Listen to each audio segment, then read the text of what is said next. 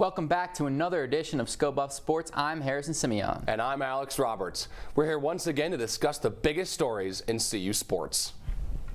We began with one of the most highly touted weekends in the history of CU women's basketball as the third-ranked Buffs took on number 5 UCLA on Friday night and number 6 USC Sunday afternoon. Friday's crowd made history with 11,338 people making up the largest home audience in Colorado women's hoops history. The team's first sellout since 1995 was also the third largest crowd in the history of the CU Event Center. 8,500 fans packed the house on Sunday as well.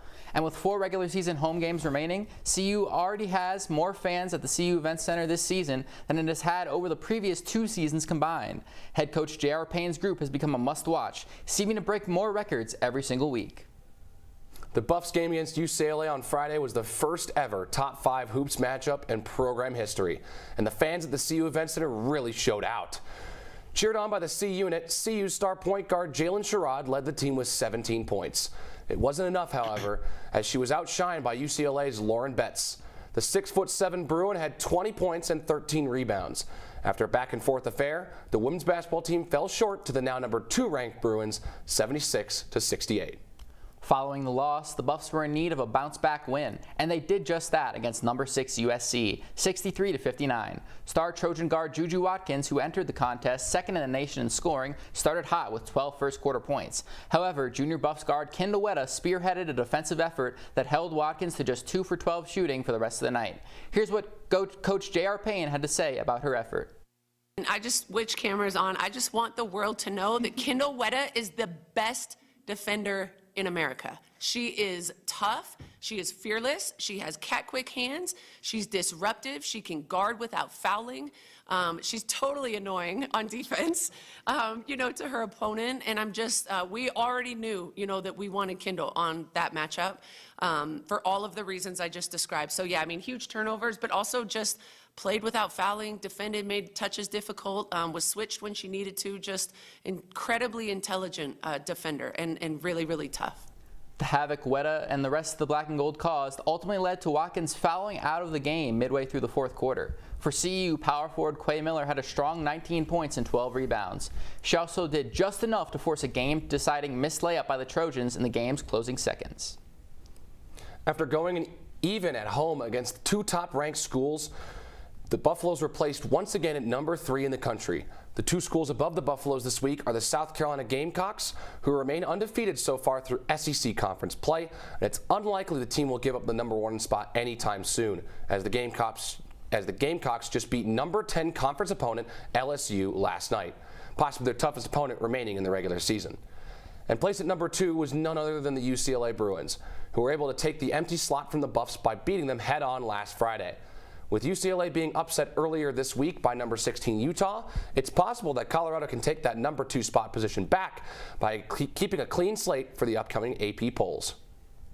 Keeping the Buffs safely in the top 5 has largely been made possible by point guard Giesenschlag. The country has taken notice to this as the grad student has been placed in the top 10 list for candidates for the Nancy Lieberman Award. The award, named after the 1970s Old Dominion University legend and current broadcaster in the NBA, is awarded to the most valuable guard in women's college basketball, a rank that Jalen absolutely qualifies for. Sherrod is looking to become just the 3rd Pac-12 player to receive the award since its inception in 2000 and will have to compete against star Iowa guard Caitlin Clark, who has won 2 straight and is looking to join Sabrina Ionescu and Sue Bird as the only 3-time winners. The award winner will be announced in the Final 4 round during March Madness. That brings us to this week's trivia question. The late Larry Zimmer spent over 50 seasons calling football games for the Denver Broncos and football and basketball games for our Buffs. With his recent passing, this week's trivia question asks, how many bowl games did Zimmer call in his time with Colorado?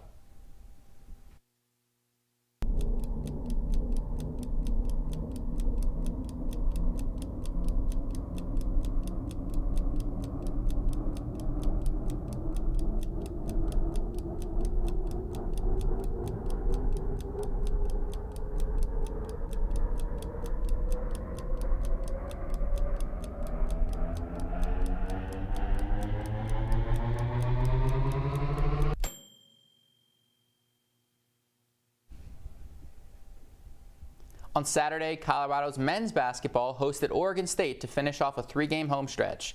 The Beavers never were a threat to the Black and Gold, with CU leading by 22 points at the end of the first half. The Buffs led by as many as 37 points, continuing to pile on the Beavers in the second half to win the game in a 90-57 beatdown. With this victory, the Buffaloes have won their first 12 home games and remain undefeated in Boulder, their best home start not only in the Tad Boyle era, but since all the way back to the 1968-69 season. Standout forward Cody Williams notched the first honor of his collegiate career. Williams was named Pac-12 Freshman of the Week for his stellar performances against Oregon and Oregon State. The top recruit in Colorado basketball program history is living up to the hype. He averaged 20 points, 4 rebounds, and 2 assists in 2 games against the teams from the Beaver State. He shot an impressive 70% from the field, helping the Buffaloes win both games. Thanks to Williams and his crew, Colorado now sits at second in the Pac-12 standings. With the Buffs continuing to improve, star freshman forward Cody Williams is almost a guaranteed lottery pick. In fact, Yahoo Sports NBA draft analyst Kristen Peak has him going number 1 overall. This would be the highest any Colorado basketball player has ever been picked, with the current highest being Chauncey Billups going 3rd overall in 1997. Speaking of the Pistons legend, the team with the best shot at the first overall pick is currently Detroit, who would benefit from Cody's length, athleticism, and much improved outside shooting. Travis Hunter continues to dominate the headlines after he was named a first-team 2023 Academic All-American by the College Sports Communicators Tuesday. The nationally touted athlete has been the talk of the nation in the offseason, and he's also been named to the first-team Pac-12 roster. He's proving to the world that his hard work does not stop when he's off the field. The women's soccer team is making the news over the last week or so as well, with 3 new transfers coming in for next season. The Buffaloes have signed Michelle Rosenbaum out of UCLA, Laura Galvin out of Boston College, and Sammy Fisher out of Florida. Rosenbaum and Galvin both have 1 year of eligibility left, and Fisher has a full 4 years left on her record. The Buffs made it to the NCAA playoffs last season before being unfortunately eliminated by the Texas A&M Aggies in the first round. We look forward to seeing how these new players can help the Black and Gold try to get over the hump next season. Last weekend at the United States Track and Field Championships, 3 current and former members of Colorado's cross-country team qualified for the World Championships, set to take place in Belgrade, Serbia this March. Cole Matheson, a freshman, was the first to punch his ticket after placing 2nd in the U20 men's 8K run. Abby Nichols, a member of the team during the 2021-22 season, ran 6th in the women's 10K, while Morgan Pearson, a 2016 graduate, finished 4th in the men's 10K. Both of these graduates are set to join Matheson in representing the Buffs on cross-country's biggest international stage. Now it's time to reveal the candidates for our Play of the Week. We asked you, Buff fans, on our Twitter which of these 4 plays was the very best. Was it this behind-the-back pass from Eddie Lampkin and Tristan Da Silva during the men's basketball team's win over Washington? Was it this monster dunk by Cody Williams against Oregon State, just one of many highlight reel slams he has thrown down this season? Or was it this super tough, turning, fading, and one basket by Jalen Sherrod against UCLA, a shot so beautiful we caught it all in slow motion? And check out that celebration with the mean mug and the flexing after. Or was it this clutch pass out of a double team, also by Jalen Sherrod, finding Aaronette Vonleh under the basket for a go-ahead bucket in the last minute of the women's hoops win over USC? The winner will be revealed later on in the show. Who's the biggest Buff fan here? Me! That guy. Sko Buffs. Go Buffs, baby! We're all about the Buffs! Sko Buffs! Woo! They can't contain us. We're the best. We can't be stopped. Sko Buffs! Sko Buffs! Sko Buffs! What's up, Buff fans? I'm Patrick Dawson, and here's this week's edition of Rapid Fire.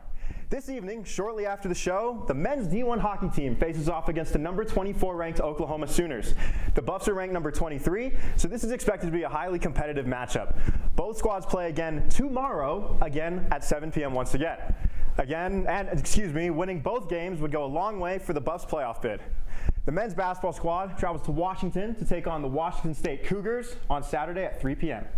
A road win is crucial for the Buffs, who have struggled in that atmosphere highly this season. The highly touted women's basketball squad is on the road this weekend, taking a trip through Oregon. Tonight at 8 p.m., the squad faces off against the number 25 ranked Oregon State Beavers. This Sunday, they stay in Oregon and travel to Eugene to take on the Ducks at 1 p.m. Ongoing today, the women's tennis team is serving it up in California as they compete at the ITA kickoff weekend. Hopefully they can kick off this with a very good win. Well, that's all the time that we have for this week's edition of Rapid Fire. I'm Patrick Dawson. Back to you guys at the desk. Our very own Talis Schreiber is on the slopes in Aspen right now, and he's got the lowdown on some Buff involvement in this year's X Games. Take a look. What's up, guys? It's Talis Schreiber. I'm here at Aspen, and we got the X Games going on this weekend. We have one athlete from CU Boulder competing this weekend. I'll be keeping y'all up to date on Twitter, Instagram, and heck, we'll be publishing an article on our website about it. You can read more at bit.ly/SBSCU. As you can see, it's beautiful behind me on the top of Aspen. This is what I call a perfect school, work, life balance. It's a Friday, maybe skipped a few classes, but who has to know? All right, guys, we'll keep you up to date on everything that's going winter sports-wise. Dangle, Snipe, and Stampede is back for the spring semester. And in their first show this week, Gerra and I talked to Blake Blevins of the D1 men's hockey team, who made headlines for hitting the Shador after scoring the game-tying goal versus Missouri State last weekend. Take a look. But, I mean, going off of that, we're going to jump to Missouri State last weekend. You say not an all-star, but you did have that game-tying goal late in the first game. Can you kind of just walk us through what happened and how it went in? Yeah, so it was towards the almost end of the power play with 2 minutes and 30 seconds left. We turned it over, recovered it right by the blue line. I think it was Trunco, walked down the middle, passed it to George Issa for a little one-touch pass to me, which dragged their defenders over to him. And I just, almost one-touched it, top right, and saw it went in, and I was just like, okay. All right, well, that's going to lead to the next question. So the big thing was the celebration after. That caught a lot of people's attention. I know it caught ours immediately. When you throw up the watch, the Shador, was that pre-planned or did that just happen? No, it just came to my head. I figured what a better time to do it, you know? That's true. So then, after that, going to the bench, after you do that, do you go back to the bench saying, we can't lose now? That's I can't do that, and then we end up losing this game? Yeah, I think it just hyped all the boys up, because who was it? Rapp scored right before that, a couple minutes, and then that happened, and we just knew there was no way to lose this game. It was not happening. Do you think that kind of played a factor in the momentum and the pressure that you guys were going to continue to apply, which obviously led to the Borgie game winner? Oh, for sure. It definitely did, yeah. Yeah, that's awesome. It was a fantastic comeback. After splitting with Missouri State last weekend, Colorado retained their place at 23rd in the ACHA rankings this week. Their opponent this weekend is the University of Oklahoma. The Sooners were placed at number 24 this week, one spot behind Colorado. The Buffs currently sit as the first team on the outside looking in at the Nationals race. So these games are super important. Make sure to show up and show your support at the Rec Center tonight at 7 p.m. and tomorrow night at 7 p.m. You can find live streams of these games right here on our YouTube channel. The D2 men's hockey team is out in Utah this weekend after brutal losses to Colorado State and Metro State last weekend. These are their final road games of the season, and they will be challenged against some of the best teams in the West region. Yesterday they played Weber State and dropped that contest 9-3. They still have games upcoming against Utah Valley and Utah State. Following this road trip, though, the D2 Buffs will come back home for 2 games to round out their regular season. The women's hockey team plays in their first edition of the Rocky Mountain Face-Off against Colorado State this weekend up in Fort Collins.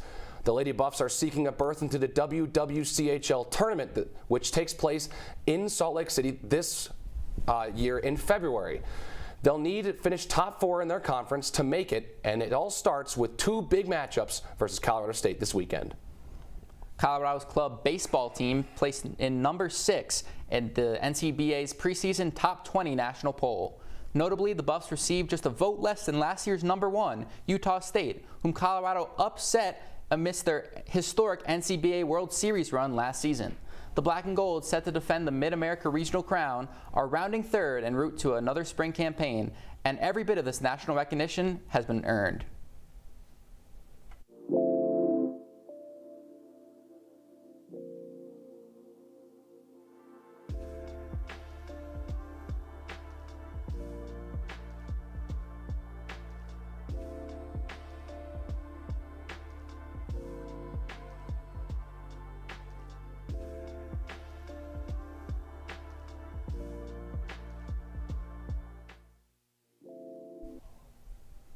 Time to reveal our Play of the Week winner. Drum roll, please. The winner, receiving 36% of the vote, is Eddie Lampkin. This silky smooth dime from Wednesday night is a prime-time candidate for an assist of the year, and Eddie's underrated play has been a huge factor in helping the Buffs rattle off 4 straight wins in conference play. Our tweet of the week comes from the CU Event Center, where Shador Sanders had a front row seat in the student section last weekend for some insane hoops. While the women were taking on UCLA in a top 5 matchup, Sanders cheered them on from the C unit. Shador brought some protection with him too, as he stood next to his new star offensive lineman, Jordan Seaton. Shador's sister, Shelamai, is a player on the team, and their dad, Coach Prime, has shown support at a couple of games this season as well. We love when Buffs support Buffs. Early in the show, we asked you how many did the late Larry Zimmer call in his time with the Buffaloes. The answer is 22 from 1971 to 1981, then from 1985 to 2004. Zimmer called more Buff Bowl games than anyone, including those 22 bowls and Rashaan Salam's 1994 Heisman-winning campaign. The Colorado community lost a broadcasting icon last weekend in Larry Zimmer. Zimmer 88 was the voice of the Buffaloes for 42 seasons, calling football and basketball games. At the University of Colorado, Zimmer called 486 football games, 22 were bowl games, 525 men basketball games. Those are the raw numbers of Larry Zimmer as a broadcaster, but it doesn't tell the entire story. Let me add some depth to it and tell you about Zim, the man. When I came on board as a play-by-play announcer for the Buffaloes for the 2004 football season, the transition was seamless because of the professionalism, kindness, and graciousness of Larry Zimmer. His endorsement and acceptance of welcoming me into the booth was a signal to Buff Nation that this new kid should be given a chance by the fans. For 12 years, Zim was my mentor and partner calling CU football. He showed me the ropes and filled in the gaps in my knowledge of what it meant to be a Buff. I'm saddened at the passing of the legendary voice of the Buffaloes and my partner. But most of all, I miss my friend. What a story! I admit, I'm choked up. I tell you, what a golden moment. Colorado wasn't Zimmer's only broadcasting home. He called games and events for the Denver Broncos, Missouri Tigers, and the Olympics. He called college games for ESPN, NBC, CBS, along with the World Cup skiing events. Zimmer's most iconic call for the Buffs came in the 1990 during the Colorado football game against Iowa State. Colorado's running back Rashaan Salam ran for a 67-yard touchdown, which pushed him over the 2,000-yard milestone for the season. Salam went to win the Heisman Trophy that year. He is Zimmer on the call. Here is the give to Salam. Salam to the outside. He's down to the 50. He's got 2,000. He's on his way. 20, 15, 10, 5. Did he get in? Yes, touchdown. Touchdown, Rashaan Salam. This place is coming apart. Rashaan Salam, whole team going down. What a story. He goes over 2,000 by running 67 yards for a touchdown. I tell you, what a golden moment that is. I admit, I'm choked up. I tell you, what a golden moment. That will bring us to the end of this week's show. Larry Zimmer is a CU icon and will certainly be missed by us here at Sko Buffs Sports and many others. We hope you all enjoyed the show this week. Remember, you heard it here first. Sko Buffs.